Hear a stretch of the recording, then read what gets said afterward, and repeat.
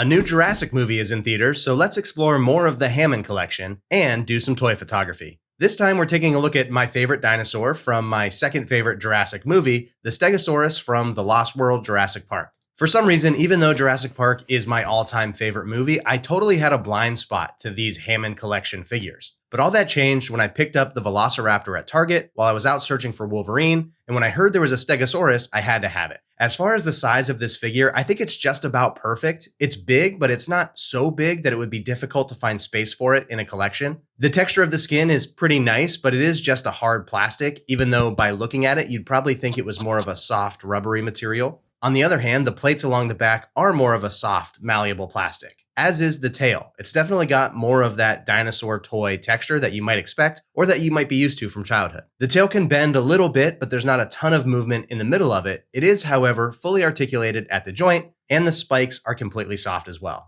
My only complaint really is that the mouth doesn't open. I feel like it should, even if it's just a little bit. All of the articulation in the legs is pretty good. This is a slow-moving, elephant-like creature, so it doesn't need a lot of articulation, and you can get a lot of movement in the head and neck, which is pretty nice. I also like the True Effects eyes quite a bit, even though they're hard to pick up on camera. So the other day I was looking out into my backyard and I noticed this overgrown patch that would be perfect for some toy photography, especially for a dinosaur. So let's get this guy outside into the brush and see how it looks out there. I had to do this early in the morning before work, so the sun wasn't hitting quite the way I wanted it to, but that's nothing a little mini spotlight can't fix. And I set the color to orange to try and mimic the look of an early morning sunrise. I also really could use one of those portable fog machines. I think some haze is really what I needed to take this photo to the next level, especially considering this is a Jurassic figure. Even if it's nostalgia, I think I'll always have a soft spot for The Lost World. The first movie is the GOAT, undoubtedly, but the second one hit when I was a little bit older and was able to appreciate it even more. And it doesn't hurt that it had my favorite dinosaur in it, albeit briefly, the Stegosaurus.